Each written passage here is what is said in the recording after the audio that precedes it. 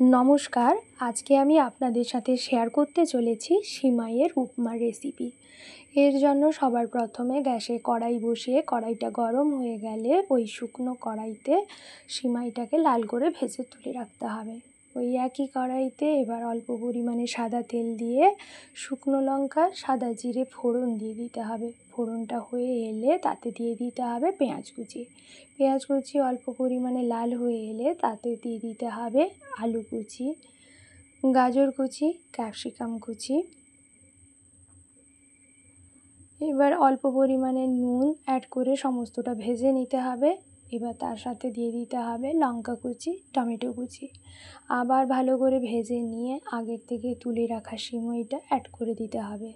এবার সমস্ত কিছুর সঙ্গে অল্প পরিমাণে জল মিশিয়ে যখন জলটা শুকিয়ে আসবে এবং সবজিগুলো সেদ্ধ হয়ে আসবে, তখন এই সিমাইয়ের উপমাটা রেডি হয়ে যাবে।